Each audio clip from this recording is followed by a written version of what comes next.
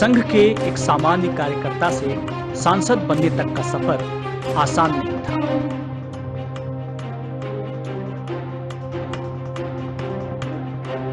कई तरह के संघर्ष आए, लेकिन शंकर लालवानी बिना रुके सबको साथ लेकर चलते रहे। उनकी शांत और गंभीर बने रहने की कला ने सभी रास्ते सरल कर दिए। वो क्या चुनौतियां रहीं जिन्होंने शंकर लालवानी को एक जननेता बना दिया। आखिर कैसे प्राप्त किया उन्होंने ये नायकत्व? आइए सुनते हैं शंकर लालवानी की कहानी खुद उन्हीं की जुबान।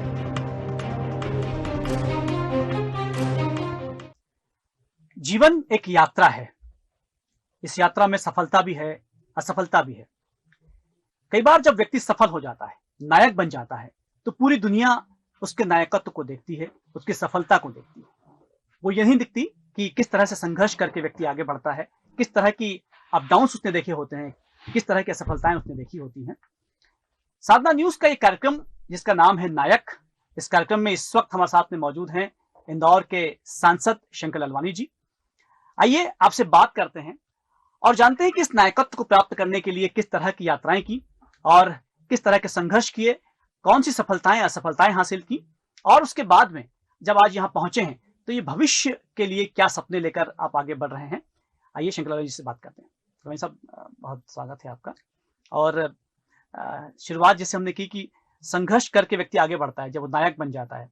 आज आप अलग अलग पदों पर रहते हुए आज आप सांसद हैं, पूरा देश आपको जानता है। लेकिन इस नायकत्व से पहले की जो यात्रा है उसके बारे में जानना चाहते हैं हम कि कहाँ से शुरुआत हुई आपकी, जो राजनीतिक यात्रा है उसकी शुरुआत कहाँ से? देखिए, मेरी पृष्ठभूमि तो संघ की है। स्वयंसेवक के रूप में मैंने शाखा में जाना रहता था जी। और उसके बाद विद्यार्थी परिषद में काम करने का मौका मिला। आदरणीय शालिग्राम जी तोमर थे जो हमारे संगठन मंत्री थे, उनके मार्गदर्शन में हमने काम किया। यहाँ गोविंद जी सारंग थे जो कि हमारे प्रचारक थे, उनके मार्गदर्शन में काम शुरू किया। तब मैं स्कूल में था, स्कूलिंग और स्कूल से कॉलेज में गया ही था। 17-18 साल की उम्र रही होगी। बिल्कुल कॉलेज में गया ही था। और उस समय सामने ये ऑप्शन थे कि इंजीनियरिंग कॉलेज में एडमिशन चाहिए तो कहाँ लेना है। इंदौर में चूंकि उस समय जीएसआईटी के परसेंटेज हाई जाते, तो मेरा जबलपुर में हुआ। फिर मैंने एक साल अच्छी मेहनत की तो फिर टॉप आया, तो फिर अपॉर्चुनिटी थी कि कहाँ दें, तो मेरा बम्बई में हुआ। पर उस समय जद्दोजहद की बम्बई में जाए, परिवार को ऐसा लगता था कि लड़का बम्बई में जाके बिगड़ नहीं जाए। लेकिन हमारे ये जो मैंने जिनका नाम बताया, गोविंद जी सारंग और शालिग्राम तोमर, उन्होंने बोला नहीं, हमारे परिवार के बच्चे संस्कारी थे, वो वहां जाके ऐसा कुछ नहीं करेंगे, आप तो इनको भेजें। और खुद वो लेके चले। अच्छा। शालिग्राम जी तोमर, मुझे ध्यान है, हमारे विद्यार्थी परिषद का कार्यालय माटुंगा में हुआ करता था। जी जी। और वहां उन्होंने मुझे सबसे परिचय कराया, फिर मेरा एडमिशन वहां हुआ। और वहां पर भी विद्यार्थी परिषद का रहकर मैंने छात्र राजनीति में सीआर का चुनाव लड़ा, फिर यूआर का लड़ा, फिर इंजीनियरिंग कॉलेज के सेक्रेटरी का। तो वहां से थोड़ी शुरुआत हुई। मुंबई की बात कर रहे हैं आप? मुंबई की बात कर रहा हूँ, इंजीनियरिंग कॉलेज में जी। वहां से शुरुआत हुई। पर मुझे ये नहीं मालूम था कि आगे जाके कोई सक्रिय राजनीति में जाएंगे। पर उसके बाद मैंने सर्विस की, जब इंदौर आया, व्यापार शुरू किया, तो उस समय धीरे धीरे राजनीति में आने का मौका मिला। और शुरुआती दौर में तो मैं बहुत छोटा कार्यकर्ता था। मुझे ध्यान है, हमारा एक वार्ड हुआ करता था, वार्ड क्रमांक 49। तिलक नगर वाला जो नहीं, वो जयरामपुर और वासुदेव नगर, पलसीगर, ये वाला वार्ड था। अच्छा। वहां मैं सिर्फ वार्ड अध्यक्ष था, छोटा सा कार्यकर्ता था। तो और जो उस समय हमारी पार्टी की सोच देखिए, उस समय तो बहुत युवा था, और उस समय उन्होंने वार्ड अध्यक्ष बनाया था। तो ये भारतीय जनता पार्टी जो आगे का सोच के चलती है। अब उस समय वार्ड अध्यक्ष बना तो मुझे नहीं मालूम था कि आगे जाके ऐसा करेंगे। और उस समय नगर निगम चुनाव बहुत सालों बाद हुए। मुझे लगता है 84 में हुए थे चुनाव, 84-87 में। उसके बाद लगभग 90 के आसपास चुनाव हुए। और उस समय फिर चुनाव लड़ा 94 94 में। 90 में तो मैं वार्ड अध्यक्ष बना, और 94 में चुनाव पहली बार लड़ने का मौका मिला, और पहली बार चुनाव जीता। उस समय हम विपक्ष में थे। पर विपक्ष में थे तो हमने क्या, हमारी विपक्षी भूमिका भी हमको निभाना चाहिए अच्छी तरह से। और मुझे ध्यान है, उस समय हमने बहुत सारे आंदोलन किए, पानी की समस्या को लेकर, सड़क, ड्रेनेज, कमिश्नर आते थे तो उसके पीछे भागते थे, रोकते थे गाड़ी। यहाँ तक कि मुझे ध्यान है, मैं जेल भी गया हूँ उस समय जब, तब हमारा माणिक बाग ब्रिज था, ब्रिज नहीं था, रेलवे क्रॉसिंग था, और वहाँ रेलवे इतनी आती थी तो हमारे उस रेलवे फाटक के उस पार चौथराम हॉस्पिटल था। और चौथराम हॉस्पिटल, मुझे ध्यान है कि जब इधर से लोग हॉस्पिटल के लिए एम्बुलेंस में जाते थे और वहाँ जाम की स्थिति बनती थी तो कई लोगों की मैंने ऐसा देखा कि मृत्यु वहीं एम्बुलेंस में हो गई। वो स्ट्राइक रहा कि मैंने कहा कि ये ब्रिज बनना चाहिए। और उस समय हमने रेलवे का आंदोलन करे, नगर निगम में विपक्ष में थे, उस समय आंदोलन करे, जेल भी गए, प्रकरण भी दर्ज हुए।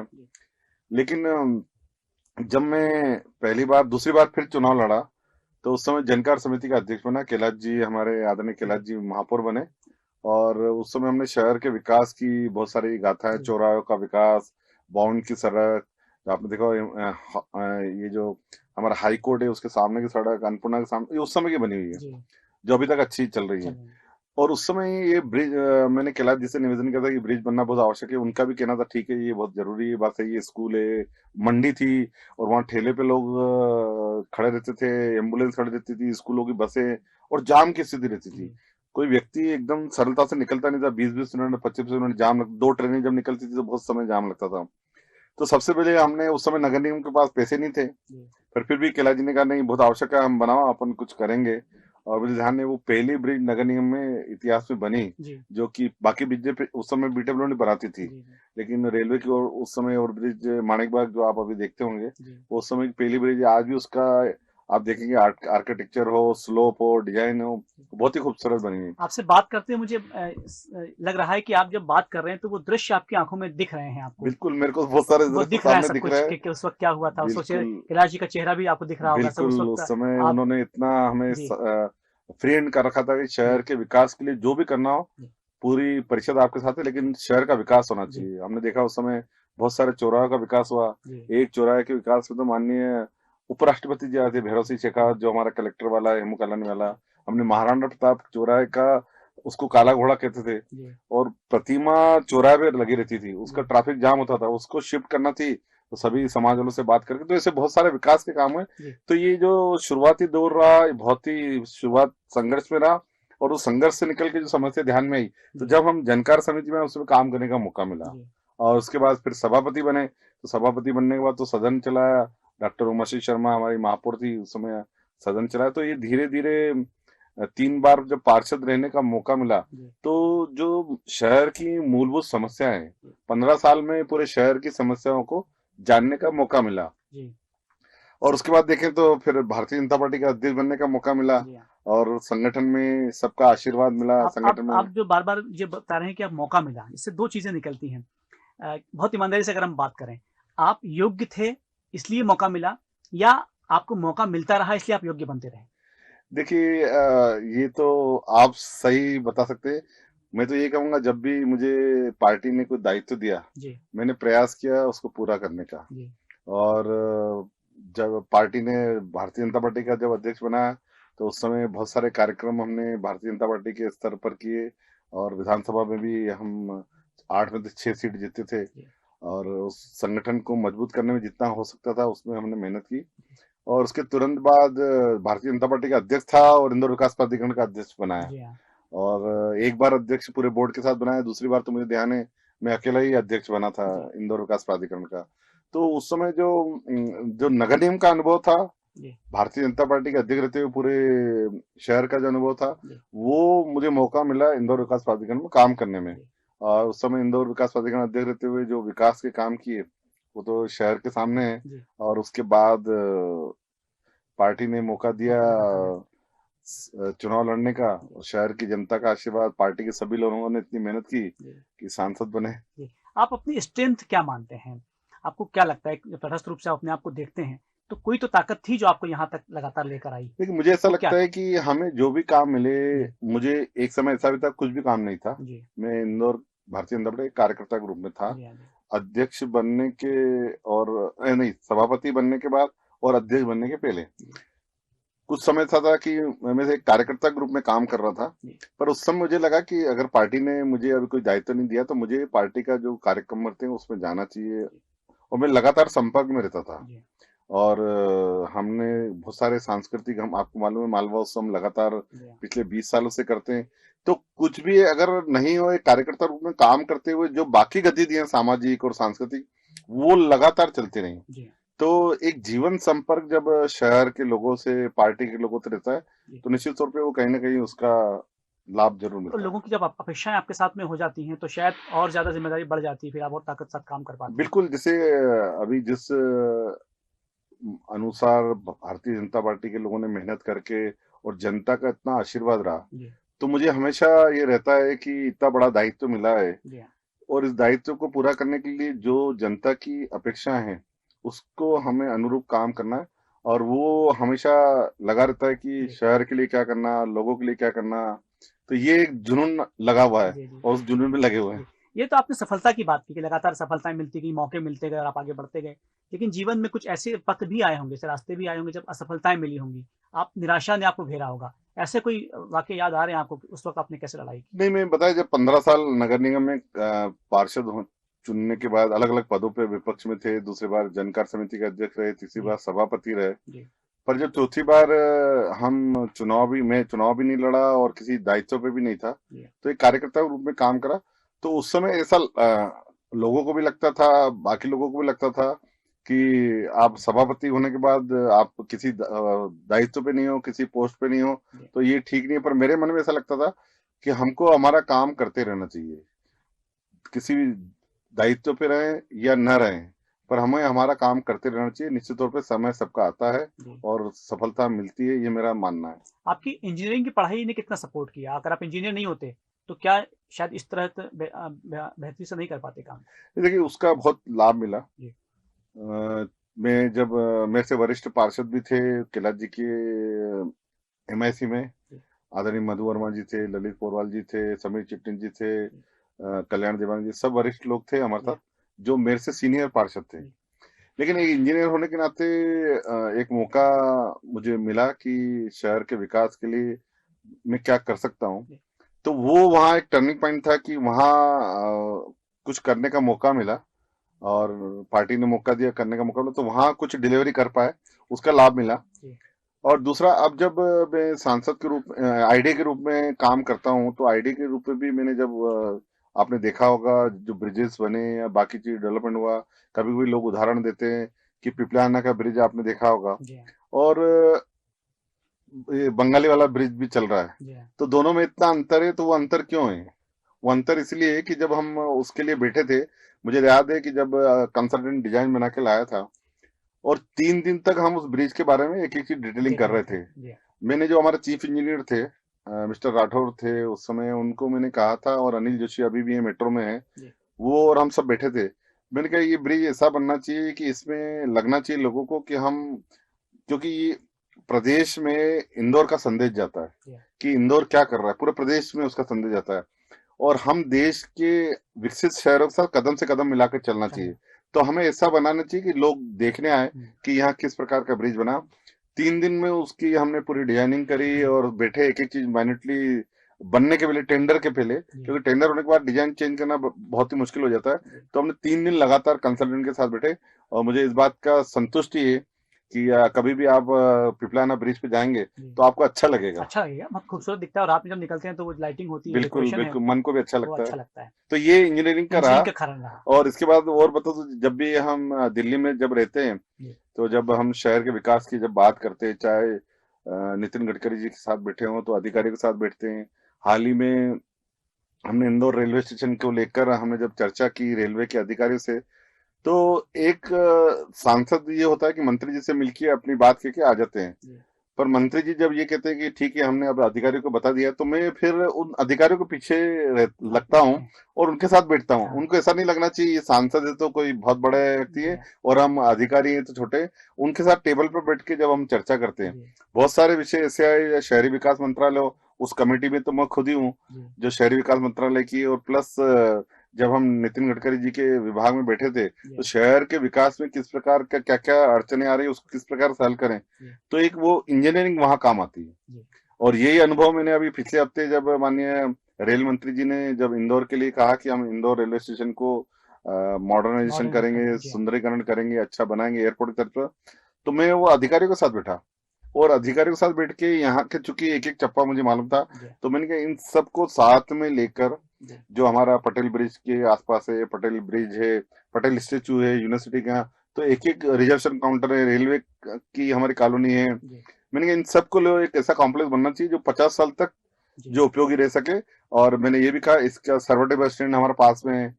रेलवे को तो रेलवे की जगह दिखती है, लेकिन हम विजन में ये है कि सरवटे बस स्टैंड वहां है, उसकी कनेक्टिविटी वहां होना चाहिए। हमने क्या मेट्रो यहाँ से निकल रहा है शास्त्री ब्रिज से, उसकी कनेक्टिविटी होना चाहिए। तो अब Sarwate bus stand, railway station और मेट्रो तीनों अब साथ में होंगे। तो अगर कोई व्यक्ति एयरपोर्ट से आता है, रेलवे स्टेशन पे जाना है तो वहीं उतरेगा, अगर उसको बस स्टैंड पे जाना है तो वहीं उतरेगा। कोई बस से गांव से आता है, उसको ट्रेन में जाना है तो वहां उतरेगा, अगर वो बस से उसको एयरपोर्ट जाना है तो मेट्रो वहां मिल जाएगी। तो ये जो एक कनेक्टिविटी का फायदा मिलता है, तो मुझे लगता है तकनीकी व्यक्ति होने से थोड़ा फायदा ज्यादा मिलता है। बिल्कुल सही कहा। और आपकी खासियत और हमने देखी है और सब बात भी करते हैं कि आप कभी डिस्ट्रेस नहीं होते, मतलब परेशान नहीं दिखते।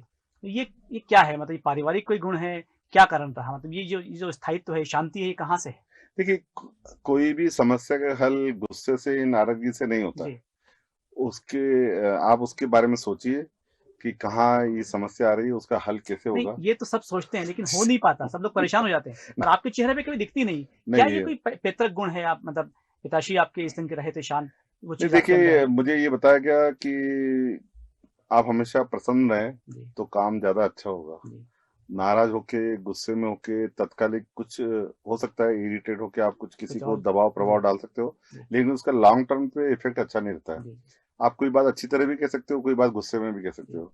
तो हम प्रयास करते हैं गुस्सा कम से कम हो, अच्छी तरह से बात रखें, और अगर कोई बात उनको समझ नहीं आए तो फिर से समझाएं, 3 बार समझाएं। तो मुझे लगता है ये ठीक है। जीवन में कभी कभी ऐसे उतार चढ़ाव आते हैं जिसमें आदमी को गुस्सा आता है, व्यक्ति को गुस्सा आता है, नाराजगी होती है, तो उसका प्रकट करने का भी तरीका है। जी। ये कई बार ये हुआ है, एक दो बार आपको शायद याद होगा कि आप इतने शांत होने के बावजूद भी कुछ आपके ऐसे उद्धरण रहे, कुछ आपके ऐसे वक्तव्य रहे जो आपने बाद में मतलब विड्रॉ किए, तो उसको क्या स्थिति थी? देखिए, अगर ऐसा लगता है कि जो नहीं होना चाहिए और वो हुआ है, तो उसको वापस लेने में मुझे कभी भी कोताही नहीं होती, और मैं एक्सेप्ट करता हूँ कि जो क्रिटिसिज्म होती है उसको भी एक्सेप्ट करता हूँ, उसको ठीक करने का प्रयास करता हूँ। राजनीति में इतना लंबा समय आपने गुजारा है, देखिए राजनीति तो राजनीति है, वहां पर खींचतान भी होती है, गुटबाजी भी होती है।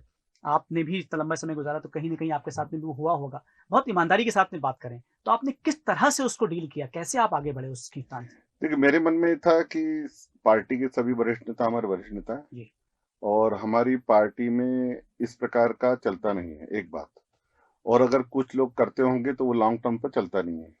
हमें तो एक संगठन की लाइन पे चलना चाहिए और सबको साथ लेके चलना चाहिए। उसमें मुझे लगता है कि लोगों को ऐसा लगता होगा कि ये उस तरीके से आगे नहीं बढ़ सकते, लेकिन मेरा अंतर्गत यही मानना है कि अगर आप पार्टी की लाइन पे चलेंगे तो निश्चित तौर पे आगे चलेंगे। लगातार ताई 8 साल तक यहाँ सांसद रही, उसके बाद में आपको ये मौका मिला, कोई जिम्मेदारी आपने महसूस की, कोई दबाव महसूस किया कि शहर जो है वो हैबिचुअल हो गया था उनको देखने के लिए, उनसे केमिस्ट्री हो गई थी, आपको लगा कि शायद कि ताई की जो चीजें हैं वो आपको करनी चाहिए? क्या सोच थी उस वक्त जब आपने पदभार लिया? देखिए, ताई हमारी वरिष्ठ नेता हैं, इतने सीनियर लीडर हैं, 8 बार की सांसद हैं, और उनका एक अपना एक व्यक्तित्व है, बड़ा व्यक्तित्व है, और एक बड़े कद की नेता है। उनसे बहुत कुछ सीखने को मौका मिला, जब उनके साथ रहने का मौका मिला, बहुत कुछ सीखने को मौका मिला। और जब चुनाव लड़े तो निश्चित तौर पे एक मैं छोटे कार्यकर्ता के रूप में था, मैं तो विधायक भी नहीं था, और सीधे सांसद का मौका मिला। तो जो आदरणीय सुमित्रा महाजन जी ने इस जिले के विकास के लिए, संसदीय क्षेत्र के विकास के लिए काम किया, मैंने उनको ही आगे बढ़ाया, और उन्होंने जो जो काम किए उसको, और जो रह गए थे, और क्योंकि विकास की कोई अंत नहीं होता, उन्होंने बहुत सारे रेलवे के विकास के काम किए, सड़कों के करे, अन्य विकास, गांव गांव में सड़क बन गई। हम जब गांव में जाते तो हर गांव में ताई जी ने सड़क बनाई। तो उनके काम को हम आगे बढ़ाने की कोशिश करते हैं, तो उसके लिए जो जो आवश्यक हो वो करते हैं, और ताई जी का बहुत आशीर्वाद है कि हम आज जो काम शहर में कर रहे हैं उनके आशीर्वाद से आगे बढ़ रहे हैं। इस पूरी यात्रा में हम चाहते हैं हमारे जो दर्शक देख रहे हैं वो ये भी जाने कि आप शारीरिक और मानसिक रूप से अपने आप को स्वस्थ रखने के लिए क्या करते हैं, रूटीन क्या है आपका? आप मतलब क्योंकि जब तक शरीर आपका स्वस्थ नहीं होगा तो शायद आप उसको ग्रहण नहीं कर पाएंगे, क्या उसके लिए आपका कोई विशेष एजेंडा है? नहीं, देखिए, विशेष एजेंडा तो नहीं है, लेकिन ये बात जरूर है कि हमको स्वयं के लिए भी आधा 1 घंटा देना चाहिए। और माननीय प्रधानमंत्री जी ये बात कहते हैं कि फिट इंडिया मूवमेंट जो चलाया था, उन्होंने सभी सांसदों से भी कहा था कि आप भी थोड़ा योग करें, थोड़ा एक्सरसाइज करें। कोशिश करता हूँ थोड़ा आधा एक घंटा अपने आप को देने का, लेकिन कभी कभी छूट जाता है, लेकिन प्रयास जरूर रहता है। भविष्य में आपका क्या योजना है इंदौर शहर को लेकर, आप अपने आप को लेकर, देश को लेकर? कोई बड़ी योजना जो इस वक्त आपको लगता है कि मुझे करना है अगले 5 साल में? देखिए, अभी देश बहुत तेजी से आगे बढ़ रहा है। जब हम माननीय मोदी जी को सुनते हैं दिल्ली में, तो ऐसा लगता है, विजन लगता है कि अब देश पूरे विश्व का नेतृत्व करने वाला है आने वाले कुछ वर्षों में। और उसको लेके जो उनकी योजनाएं हैं, उन योजनाओं को अब हम भी चाहते हैं कि हम भी उनके साथ कदम कदम मिलाते शहर में जो काम होने वाले हैं उसके लिए प्रयास करें, और उसके लिए कि जो उनका पूरे देश में जो उनका विजन है, उसमें हमारे शहर को कैसे फिट कर सकते हैं, कैसे योजनाएं ला सकते हैं, उसमें प्रयास कर रहे हैं। और मुझे खुशी है कि उनका जो विजन है उसमें हम कुछ शहर के लिए कर पाए। बहुत सारी चीजें इंफ्रास्ट्रक्चर को लेके, आत्मनिर्भर भारत बनाने को लेकर, महिला सशक्तिकरण को लेकर, तो ये सब चीजें हम धीरे धीरे शहर में ला रहे हैं। और एक शहर जो है वो प्रदेश में तेजी से बढ़ता हुआ शहर है। हमने देखा कि पिछले कुछ वर्षों में शहर तेजी से बढ़ा है। एयरपोर्ट की कनेक्टिविटी और रेलवे की कनेक्टिविटी बढ़ रही, सड़क के माध्यम में, अन्य मामलों में रोजगार को लेके 5 क्लस्टर आने वाले हैं। हजारों लोगों को अब रोजगार मिलने वाला है। हमने लॉजिस्टिक हब की शुभारंभ यहाँ भूमि पूजन कर दिया है। एक लॉजिस्टिक हब बड़ा बनने वाला है। तो मुझे लगता है आईटी के हम क्षेत्र में हम इंदौर अभी तेजी से आगे बढ़ेगा। आने वाले समय में आईटी के क्षेत्र में बहुत सारा काम करने वाले। तो एक इकोसिस्टम है सबका, जो रोजगार बढ़ाने का, कृषि के मामले बढ़ाने का, अन्य क्षेत्रों में। तो पूरा इकोसिस्टम जब बढ़ता है आगे, तो शहर आगे बढ़ता है, प्रदेश आगे बढ़ता है और देश आगे बढ़ता है। आप सावधान न्यूज में आए और आपने अपनी सफलताओं पर बात किया, पर बात किया, आपने अपनी ताकत पर बात किया, और जो है कमजोरी है उस पर भी बातचीत की। हम चाहते हैं कि ये नायकत्व आपका बना रहे और इसी तरह से आप देश, शहर और समाज की सेवा करते रहें। धन्यवाद। तो एक नायक किस तरह से नायकत्व को प्राप्त करता है, किस तरह से वो सफल होकर आगे बढ़ता है और जनता की नजरों में हीरो बन जाता है। लेकिन इस कार्यक्रम का खास उद्देश्य ये है कि हम अपने दर्शकों को ये बता पाएं कि जो व्यक्ति सफल हो जाता है, जो व्यक्ति बड़ा बन जाता है, उस तरह वो किस तरह से यात्रा करता है और किस तरह से समझकर सफल होकर आगे बढ़ता है, तभी वो इस तरह की सफलताएं अर्जित कर पाता है। आप देखते रहिए नायक।